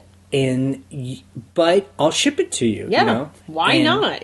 I'm putting it in a box, just like I put it in the box to ship to someone down the street. And I'm actually amazed that it really isn't that much. I mean, someone's like, it's going to cost $25 to ship to Germany. And you're like, that's incredible. That's it? Like, it's going to get there in 10 days, and it's like going and have tracking and halfway across the country, and it probably goes through like 18 it's different hands. I'm like, that's actually a pretty good deal. It's incredible. Yeah. So anyway, we're big shipping nerds, as you can hear. So what is our coming week going to be like, Ryan? Okay, well, as you all know, we are in full swing with the rental. So we'll have a changeover in the middle of the week. Yep. So the good thing is our next renters are actually staying for 9 days. Yes. And to me, that's kind of like the holy grail of holiday rentals of it's vacation, it's rentals. I mean, these people, we actually gave them a really good deal, but because they were kind of early renters. Yeah, like a month ago when we were really hungry to book people. And 9 days is like, I was just saying to Jay earlier, like you clean the house and then 9 days later you have to clean it again instead of 2 days later you have to clean it again. It's great. And so we're still trying to, we knew we were going to have the second business, but I think that the details of it didn't really kind of become alive in my head of like the actual process and the amount of work it would take. Like what the work it would take. Yeah, so we're still trying to like incorporate that into our eBay life. So, if we have to go and clean the house, it doesn't like ruin our whole day or or like take up the whole day. Right, exactly. So we're still kind of like working out. I find that we're doing more scavenging now because we'll have to go and clean, or we'll have to wait till people leave before we even clean. So we have a lot of downtime in between things, and so we're like, let's go do some scavenging. Oh, like in the other day, some our check-in time's at 3, and these people were like, we're not going to get there till 5. And we're like, cool, let's just go back into town. It's not that far away, and just go to the thrift stores, So you're like doing that. And since we go to the dump so often now to do the trash and recycling, now we're like looking for boxes. What else can we get? Right? But as far as like what we're going to do for eBay this week, it's really just keep going. Just the same thing we always do. Like, again, I think this is the part where like some people get hung up like, this is it, like that's just more pictures and more but a listing. Like, when you make $4,000 in 1 week or whatever, you're just like, oh my God, or whatever, $3,000. Yeah, that is what you have to do. Yep. Okay, so let's answer some questions. Yeah, voicemail. So people can email us its questions, or what we love is when people call. Yes, you can call 540-407-8486. And I finally memorized that. And it is not we won't ever pick up. Right. It's a voicemail. You have a 3-minute limit to leave a question or a comment or whatever you want. So let's listen to some questions. Hey, Jay and Ryan. This is Joyce from Ohio. Thank you for all your great podcasts, and also love the midweek videos. I have a question about the newspaper print rolls, and I did try to look it up on Google so I wouldn't irritate Jay. Anyway, how long are they? The answers I found on eBay varied. I assume that some newspapers are not the same size as others, but since I don't have a truck and would have to get them in my car and the back seat does fold down, I'm wondering if I can accommodate the length of the type of rolls you showed in the picture of the truck bed. Thanks so much, and keep up the good work. Bye. So last week we talked about what we do now. Every 6 months or so, we call up our local newspaper, and we go and pick up rolls of blank newspaper print. Yeah. Or newsprint paper. Right. So, they're blank. Right. And these are the end rolls, and we pay about $2 each for them. Yeah. So these will definitely fit in your car. Yeah. They're about, I would say, max 24 inches long. I mean, it's the size of a newspaper. It's like, it's as wide, like, so imagine a newspaper if you open it up. Right. That's how wide it is, about 2 feet or so. It's like 18 to 24 inches. And the newspaper, since they're selling it, it's the end rolls, so it's gotten so little that they can't, it's about 2 inches thick of paper. It's a lot of paper. It's a lot of paper, but not for them. Because, they don't want to have to, like, put it on and then it run out of paper. Right. So when the rolls start, we saw them on the presses. When the rolls start, they're probably like 4 feet across. I mean, they're huge. Right. They must weigh a ton. Right. And then, you can just pick them up and throw them in your car. I mean, you'll be able to fit them in your car. It's not a big deal. Yeah. So, good luck finding them. I hope you find them for cheap. So, someone, he sent in a kind of a comment or a story. He says, I just wanted to thank you guys for teaching me how to deal with something ahead of time. I had someone who who said he was going to leave me bad feedback if I didn't give him his money back. Interesting. But they wanted to keep the item. So I just did what you guys said. I said I was very sorry that he was unhappy and to return the item for full refund. Then he went into silent mode. He said nothing more. Right, because at that point you've done everything that eBay wants you to do, and now the buyer has to make a choice. Most buyers are like, okay, I'll send it back. I'll get my cash back. This buyer, what he did was he sent a nasty message and said, if you don't give me my money back and I'm going to keep the item, then I'm going to leave you bad feedback. And that's feedback extortion. Feedback extortion. And eBay will back you up on it. And instead of then what I think a lot of it's new people that sell on eBay, they just think, they get scared. I'm going to get angry and I'm going to write something real mean and nasty. And this guy said, I just stayed quiet. I smiled and I knew that this guy just hung himself. You know, exactly. And so he said he called eBay, got the bad feedback taken off. And good for you. Didn't get anything, you know? Good for you. Yeah. Basically, the customer just screwed themselves. Right. You know, by writing that email, which, as you know, I've had happen. Yep. Okay, next voicemail. Hi, this is Nikki, the poplar picker. I've called you before.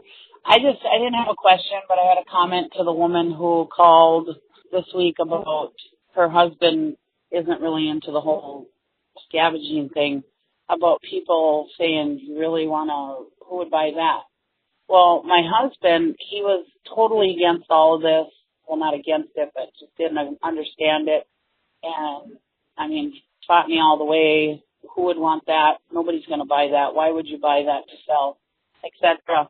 Well, one time I logged into his phone on his eBay app with my name, my login information, so that he could see all the things that were selling. And now he's totally for everything. He's actually pointing stuff out to me now in like the tool area and stuff like that I don't really know much about. So it actually worked pretty good when he got to actually see what was selling and what it was selling for. So it's just a little tip. I don't think he would have gotten as far as he is now if I wouldn't have done that. So it's just a little tip for that woman who's struggling with her husband.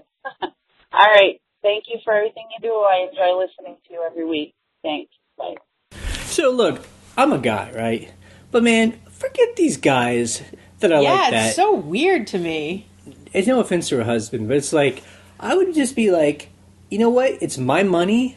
I don't care what you think. I'm making a lot of money, you know? Well, what I don't understand is how can these people not see what's selling? I mean, isn't it right there in your house? Look at this thing. It just sold for this much. Yeah. I have to pack it. Okay, but let's be a little more serious. I'm sure that her husband loves her and, you know, maybe just thinks like her time could be spent better than like scavenging and selling. Is crazy, yeah. But, you know, I think that's the thing. A lot of people that have never sold on eBay have no experience. They don't realize the amount of money you can make. Yeah. I mean... And what people will buy.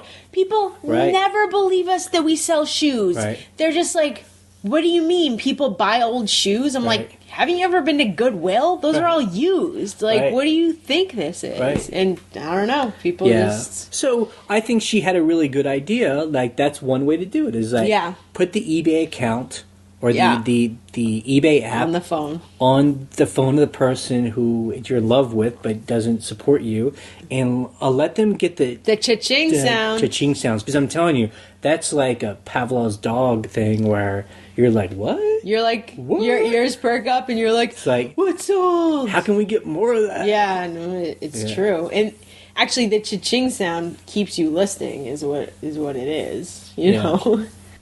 So I have another question by email, or it's more of like a kind of a comment. So okay, he says, I'm having too many people return items to me, and it's because I'm selling a lot of stuff that needs to work. You know, so he's selling a lot of like electronics computer games. Right, you know, it has to be perfect. You know, computer stuff, and that's honestly. That can be an issue. Like, that's one reason why we kind of pulled back from buying electronics things that needed to work. You know? Because either we weren't sure exactly how to test it right, or it's like he says, he sells a lot of computer parts, like a motherboard. yeah, He said, and like he knows how to test it. Like he sounds like he's really into it, but he'll send it to people that don't understand how things work, right? And so then that forces you to start to become like the tech help. Yeah, the tech help of these people. And well, Mikey had that problem too, where people would get stuff and he'd be like, you didn't turn it on correctly. Right. Just simple stuff like that. And then, it stops this guy. He says that then I get a defect because people send it back to me because they say it doesn't work, even though it does. And I can't really fight that because how do I prove that this thing works? Yeah. And so he says, well, I guess I'll just start to sell more figurines and mugs, Yeah. which sounds a little sarcastic. Which I think he's sad about because, his heart is in the computer stuff. And so I don't really know a good answer because I know what he's talking about. Yeah. And our thing was, we stopped selling that kind of stuff as much. We only buy electronics now if it's new in the box. Right. Or we know how to test it. It's a piece of stereo equipment. I can plug in my iPod, and I can hear it. Right. But like it used to buy film, it's projectors, a millimeter things and popcorn poppers I would buy because you could use them as coffee roasters. Right. God, too many people were like, this doesn't work. And I'm like... Because they didn't know how to use it appropriately. Yeah, so it's just... So I don't know, but maybe there are people out there that sell computer parts and they could kind of maybe give some advice, like how do they deal with handling people who don't know that an item works. Right. Properly. Yeah, I totally hear that. Hi there. Hey, I'm in Missouri. Hi out there in Virginia. I have a question about storage. You have a storage unit, I guess you use, but I was curious to know how you categorize everything and how do you find things after it's sold, and is there any good way? I've got a basement full of Rubbermaid bins and things like that, but I was looking always a better way to store things. I guess that's my question. How do you find it once you sell it? Thanks. All right, so the way that we have several storage sheds and a storage unit that we pay for. And most of the stuff is in Rubbermaid bins, and we sort by what it is. So like today we were grabbing stuff to ship because it's Sunday night. And we're looking through boxes of metal stuff. Okay, it's metal. I also have a box that's small metal because it's, smaller stuff. And then we have stuff that's tools. And then we have stuff that's, military type. Actually, we have an entire shed of military stuff, but that's different. And then we'll also just have a tub of miscellaneous. Yeah, which is the worst because tub. We don't have enough of any one kind of thing to make its own tub. Right. So I'll say this. I think we were the kind of sellers where we never thought that we would end up with 4,000 items on eBay. Yeah. That's not how we started this. We didn't think this would become a full-time business for us. It was a hobby. Yeah. We just started, and when we started, we were actually living in my family's house. Yeah. And we had taken over a sewing room. Right. And so... Oh, my God. Oh, man. I remember one time I was a little bit embarrassed. My dad was just he was almost basically like, what are you doing with your life? Because... Did he really say that? Was he like, what he are you didn't say doing? those words, but he was kind of just asking what our plan was. Yeah. Because he looked in that room, and it looked like a hoarder's house. Yeah, it looked insane. But there was an order to it because we knew where everything was. Piles of clothes. And then he had an outdoor shed that we had kind of rigged up a big pole, and we had hung clothes on and boxes of shoes. We could always find everything. Yeah, it was a small inventory though. But that's how we've always done it though. You kind of just have a sense of where everything is.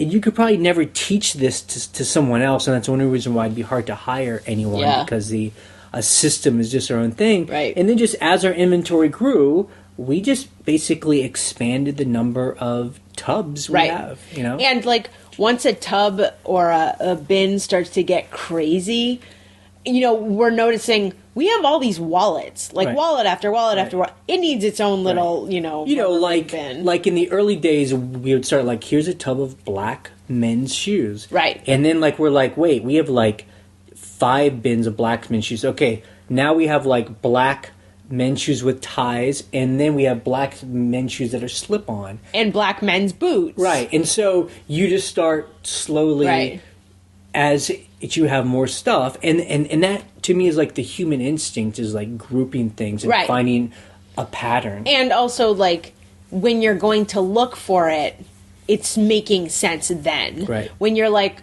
today we sold a leather tool belt, but it was weird because it was like a belt, but it was also like a bag, but it was a tool belt, but it was also kind of a garden item. So we were like, where the hell is that thing? But then it could only be in one or two categories. Only a couple categories. So if you're looking at the first one, not, and the second one it is. It was in tools. Okay. Just so you know. Let me just stop you right there, because I know what you're thinking out there. You're hearing us, and this is what you're thinking. Well, if you were smart, what you would do with this is we would make like a numbering system. We do have a numbering system, yes. But that's really smart to do that. Like if you were to start from scratch and knew you were going to create a business, that's what would be smart to begin with. Yeah. And that would be to have like every box or part of the shelf had like a number, and there's like a grid system, and then maybe you would type this code into the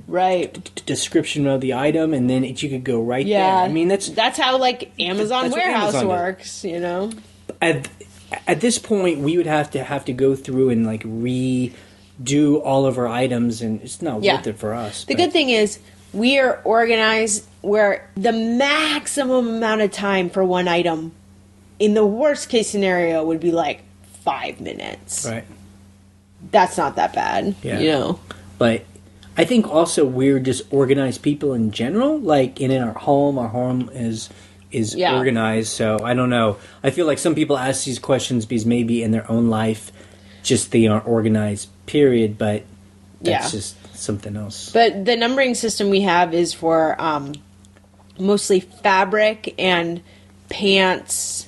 I think that's it. Fabric and pants and like military gear, where we have like a whole bunch of that stuff that's all the same, you know, almost all the same. So you're like, how would I find pants? Well, we number them and put the number in the listing so we can find it. So hope that helped. Okay, I have a question that came in by email, and then again, it's not a question. It's just like it's little stories that people send to us, and they're like, she's like, I'm new to selling on eBay. I've had an account since early 2000s, but I just sold as random stuff. Now I'm actually selling to make cash, you know, to make profit, a living. Yeah. And so she says that she homeschools her 2 boys who are 8 and 10, and girls who are 1 and 2. And so she just says that thing that we always dream of if we were to ever have kids, that she'll go and scavenge with her kids, and her kids are into it. Oh, so, that's good. So now it sounds like her kids are kind of going out and helping her find stuff. That's cool. And she does a thing where if they find something that she sells, she gives them a portion of the profits. Nice. You know, and like teaching them, and I guess the goal would be to teach them how to do it themselves, you know, when they get older. I just thought that's really cool. It's great. And that's exactly how I just feel like that's so much cooler way to interact it with kids and whatever. Just put them in front of a video game or something. Right. You're like, let's... Although I like games. Well, you do. But, you know, you treat, you know, eBay like a game where you get points and That's you true. know, I mean, it is like that. Buddy. Hey, Scavenger Life. This is Joe. I just kind of have a story or maybe a question. I was on Google the other day, and I was just looking up eBay success stories, and there were a lot in there. You know, a lot of people started out with nothing, and they built their store to a great store where they were making $1 million, you know, or they started warehouses, and they had, you know, employees.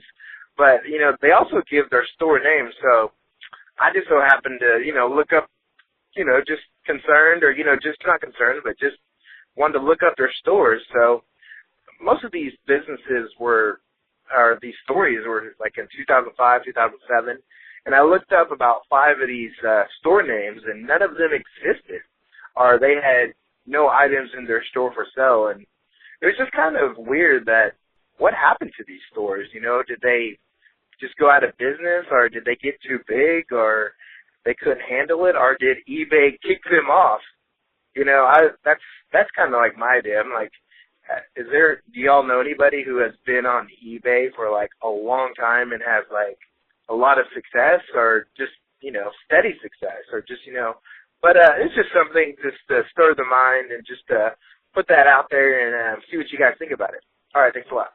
Yeah, I think that's interesting. I haven't really gone as deep as you have to follow up who is a store or not. Yeah. But I've always wondered about those people who are like eBay coaches, or they sell a system, because I always kind of feel like people get to that point and they're like, I don't want to really sell on eBay or Amazon anymore. They're more of a, I just want to make money. I want to sell a book about it. Teaching people how to do it, Those people might have turned into the, marketing gurus or whatever. Which is, look, there's got to be people that teach people, and that's cool. But yeah, I mean, I don't know. But I do think it's funny when someone will say that they'll teach you how to make whatever $1 million doing it, and they aren't making $1 million. Right. You're like, how do you... And that's why I kind of was poking fun at that guy that had emailed me about his book, and he said, or a course, and he said, like, how to make $1 million selling on Amazon. Right. And I was like, do you make $1 million on Yeah, because if you're making... Why are you selling this course? That's incredible, like... yeah, exactly. So, who knows? Yeah, who knows where those people went. Hello, Scavenger Life and fellow survivors out there. So, I've been lucky enough the whole time selling on eBay to have this podcast kind of as an outline. Have over 600 items in my store. Basically get everything pretty much from thrift stores. I've looked up, I look up everything and have made some really huge hits. Nature of my call is listening to you guys. You say never go to the post office. Well, after almost 2 years of putting my stuff on the porch, it finally happened. My stuff got stolen. But eBay is standing behind me. I obviously had to contact all the customers and ask them to, cancel the transaction, and they weren't able to because postage has already been purchased, and, it's a big fiasco. But after quite a few calls to eBay, they are going to stand behind me, and they are going to make sure I have no defects, and, I guess it was real important to correspond with this one customer that kept emailing me. I told her that, I did a police report, I did everything, so everything was documented, and we're being real professional about it, and the outcome is good. So I guess that you can really overcome a lot of things just by using your head. So anyway, thanks for everything that you guys do, and that's, I guess, it. Thanks. So that's I feel bad that happened, but that's a good story, Yeah. Like, if something bad happens, or if there's a problem, what you do is just face it and deal with it. And you're honest with everyone, and you're professional. And, and eBay will see that, as you can tell. And there's really no one to blame except the person that stole it, obviously. Right. But, I'm sure he's going to have to eat the cost of some things and all that. But it does suck, though, that someone stole things from your porch. Yeah, man. That is crappy. Because I would also feel kind of scared to leave my stuff on the porch again. Yeah. But at the same time, it's like, oh, man, if we had to take this stuff to the post office... It would take so much time. Yeah. I mean, for the first 3 years of selling on eBay, we also just didn't really trust someone picking... No, it was it wasn't 3 years. Sorry. It was... There was a year when we'd moved to our new house. Yeah. And we didn't really, I don't know if trust is the right word, but we chose not to have it picked up by our post carrier. Office. And so every day I would drive, and it would take me an hour to, take stuff to the post office and come back. It was insane. Yeah. I mean, it was part of my job, but... It just took too much time. Yeah, I don't know. I feel like... One day I just said... No more. Yeah, I feel like, and now it's great. Oh my god, it's like I feel lazy. I'm trying to think. It's what I would do. I wonder if I would put a webcam or something. You could put a webcam out there. They had those. I see them even advertised on TV now. Yeah, the wireless webcam that like a camera. You monitor it on your porch. And what I would do is I would put a little note or a sign on my porch. Yeah. So if that same person came by and thought they could do it again, I would say you're being filmed, Right, exactly. And they wouldn't know where the camera was, and maybe that would stop them from stealing again. So hopefully that can help out. And we're lucky because we have a screened-in porch with a door, So nobody can really see from the street that there's anything there. So nobody really looks. And I wonder what they stole. It's like if they stole some good stuff or if they just sold some like glass pottery. oh my God! Like, can you imagine They're if like, they "What opened is up the this?" box and it's like a pair of old running shoes? Yeah. They'd be like, "Damn!" You know? I thought it was gonna be iPods. Yeah. Seriously. Okay, we got another email from a listener, and again, it's just kind of another cool story. So she says that her and her husband are frugal people, Yes. but they seem to do very well for themselves. Her husband is a lawyer, but she says that rich people are just as owe just as much money as other people, and sometimes more. And her example is her husband's a lawyer. He lost his job along with other people in his company. And whereas other people in his company who were probably paid very well were really having a hard time because they had a lot of debt. And they're freaking out. Yeah. It sounded like her husband was like, Oh, well. I'm good. We've been Which is saving money. amazing. We don't have high cost. And she sells on eBay, so they had a business. And now he's helping her with Nice. the business. And he's deciding whether or not to go back to find another kind of corporate gig, or maybe he'll just stick helping her and keep going. But I love hearing those stories because again, we try and do this as long as we're frugal. Yep. And we aren't overspending, have too much debt. Yep. I mean, really, we'll be okay. Yeah. It's a good feeling, right? I mean, not many people have that feeling. I would rather drive our 15-year-old car. Our car's almost 20 years old. 20-year-old car. Just so you know. I'd rather our junky 28-year-old car. Next year it's 20 years old. That we treat like a truck, but knowing that we have no debt on it than driving some really super fancy nice car. Yeah. That I knew I owed, whatever, $200 or $300 a month on. For years. Yeah, that's crazy. Hello, Jay and Ryan. It's Chicago Tony V. Thanks for everything you guys do for us. I really enjoy the podcast. I have a question about flatware. I'm really getting interested in vintage flatware. I found that I really enjoy digging through flatware bins at thrift stores, for example. And I'm finding that I see some patterns over and over. I'm starting to recognize a few and even pick a few up.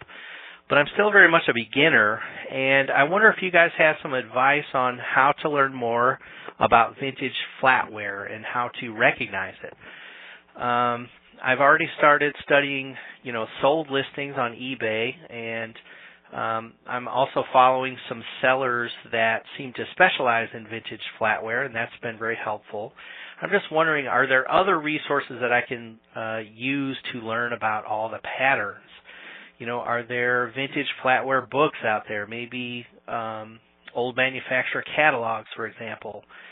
Maybe some good websites. Just any resource you guys can think of that would help me learn more would be greatly appreciated. Thanks very much. So the thing about flatware is, for me, it's not always about the brand. It's about the look. You can have a mid-century modern, stainless look, and nobody cares what the brand is. They just want the cool mid-century look. It's got the it's wood handle, wood handle, or look, whatever. Like, it's just got a cool, look to it. That's how I go with flatware. That's basically, does it look cool? Does it look vintage? Is it made of silver? Yes. That being said, though, as I've learned, like with its knives, that the name does its matter, and I start to I do what we all do. I go to sold items on eBay, and I look under like cookware knives or chef knives, and I go from highest to a lowest, and I see what brands people are trying to find. Yeah, like with flatware patterns, what you should do is you should type in the most generic search term, or just go browse eBay by category, look at the vintage flatware. What's the highest seller? What does it look like? Do you ever see anything like that? Like, there's certain brands like the canoe muffin stuff. If I see any piece, I always buy it, you know? But, that's the thing when, it's a different strategy in in different places. So if you're at a thrift store, very often we're just in like these piles of just individual pieces. Yeah. It's random, and that's why I'm always going for like knives, because people will buy an individual cooking knife. But when you go to an estate sale, that's cool because you can often buy a whole set, and that's worth the money, right? And that's where someone wants to buy, they want a whole set for their new apartment, 60 pieces or whatever, That's where the money is. But I do, it's wonder, and I'm not sure if this is what Tony's getting at. I had never really thought about this. What if you just started to always be at the thrift store and find individual cool pieces, and if you save them and put them in like little bags, and then over time, you could build have a set, So you're paying, whatever, a quarter each or something. Right. And you could make a couple $100 if it's a pattern that people want. I mean, that's, to me, that kind of thinking is like scraping the gold off of computer parts. Like, the money's there. It just takes commitment and time and building that into its process. And the most important thing, being excited. Yeah, if it's fun for you, it's a treasure hunt, So I feel like it's this past week we got all these really cool emails from people. We got a lot of emails from people. Most of these people I've never, we'd never heard from. So it's cool. We find out they hear the podcast and they've been selling on eBay, and they're basically calling to kind of tell their story. Yeah. Which we always love. Right. So this guy said he had actually emailed us a while ago saying he was going to quit his job and start selling on eBay. Nice. And I do remember him, and he says since October, he now has, from 70 items, he now has 700 items in store. Which is awesome. If you go in like 6 months from 70 to 700 items, that's totally doable. It sounds amazing, but, if you follow what we did and what we say is listing, it's not a secret, but you're just a listing. Put the work in. Yeah.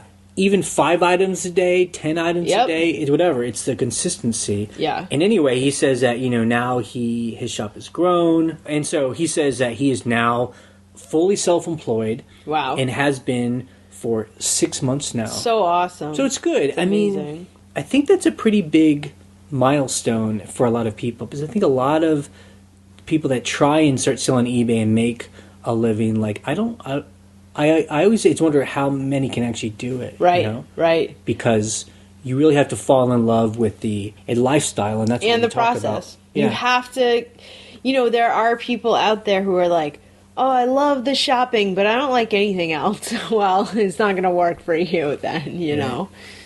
So that's great to hear. I love hearing those stories. Yeah. Hi, Jay and Ryan. This is Brian. Hey, I primarily listen to your podcast for topics concerning selling on eBay. But I do enjoy hearing about your rental home, and not because I want one, but just because I like entrepreneurial stuff, and I enjoy hearing how yours works and hope you'll be successful at it. I sort of struggled with whether I should call in and comment on this because, one, you guys are much more experts at owning a rental than I am, and you might already have something in place with what I'm going to suggest, but I thought I'd call in anyway. So a couple of years ago, my wife, daughter, and I, we rented a home in South Dakota for a vacation. And online it looked great, and when we got there it looked great, and it was a really nice house, and we enjoyed it. But the reason I'm calling is after we stayed there for a few days, I noticed 3 or 4 things with the house that needed fixing. They weren't really bad things. They didn't ruin our vacation or anything like that, but I guess I just looked at it like a business owner or something and thought, for instance, there was a towel hook in the bathroom that was loose.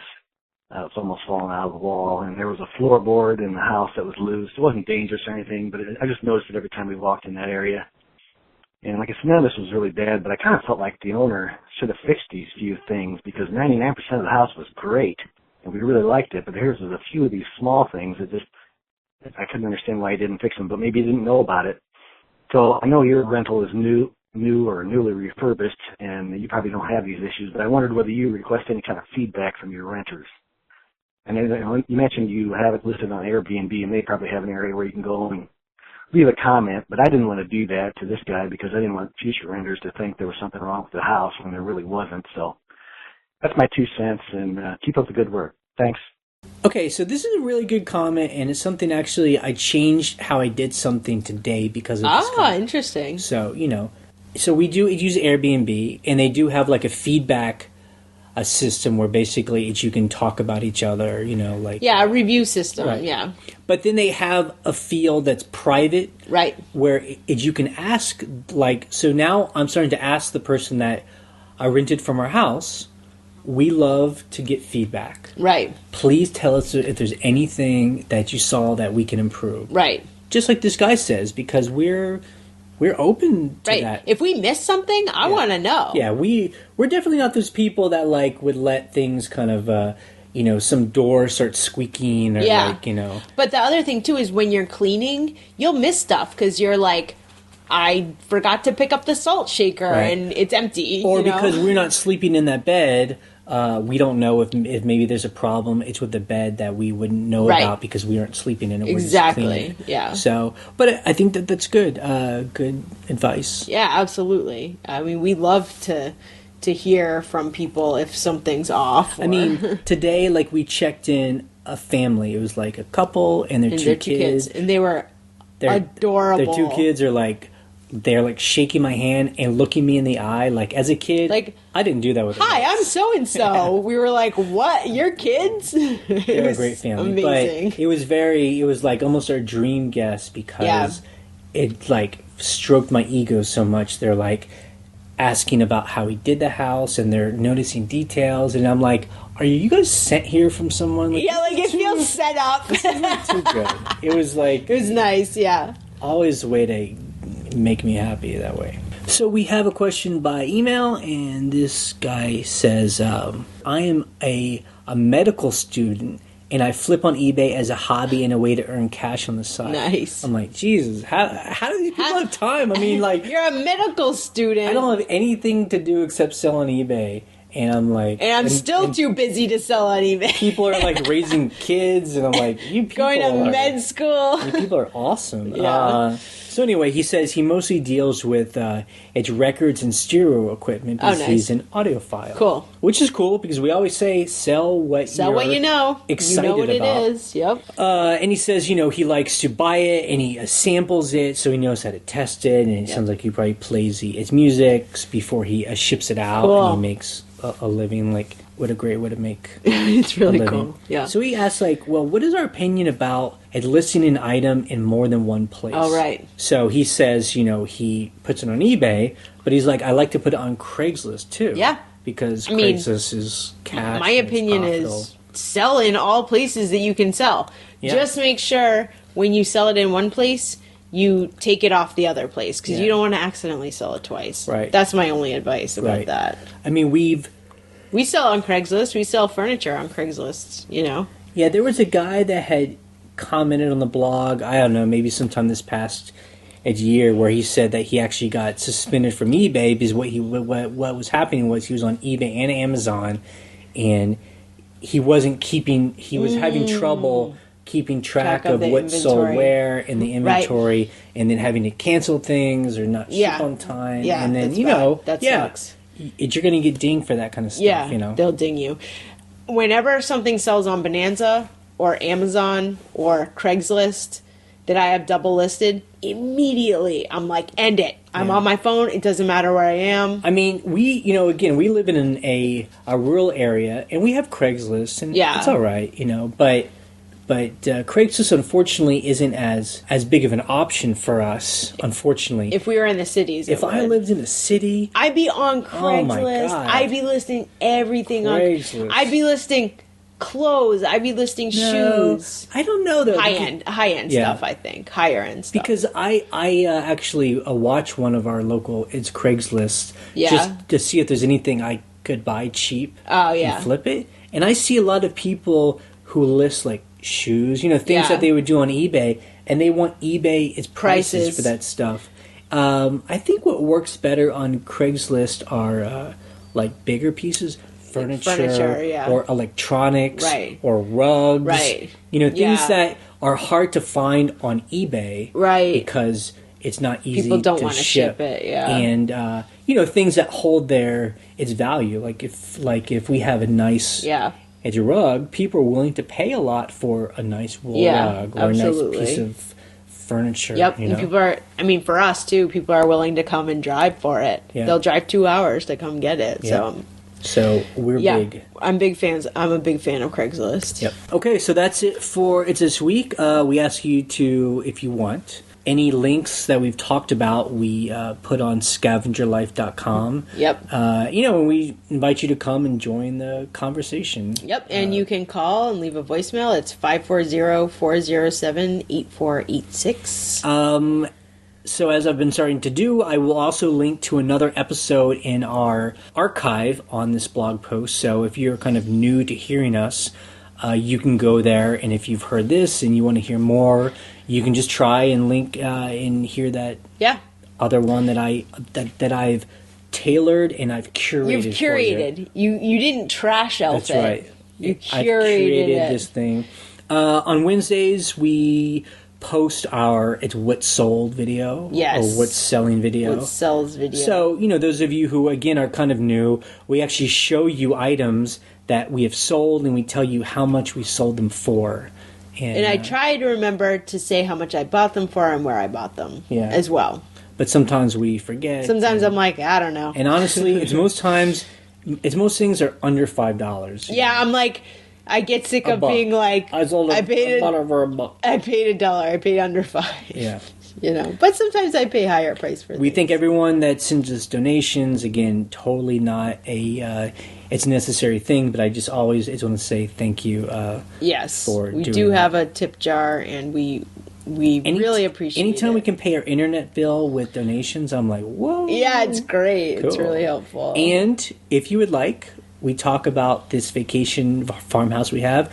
You can rent it if you want. Yes. So we will link to it on this podcast, and if you want to rent it, do it. And one guy actually, he messaged me and said, "Will you do a discount for scavengers?" I was like, I would not expect you to be a scavenger and not ask for a discount. If you didn't ask that. So like, I wouldn't believe you were a scavenger if you didn't. We're always welcome to do deals for scavengers. Yeah, absolutely. Okay. We're ending this podcast in 3, 2, 1. Bye.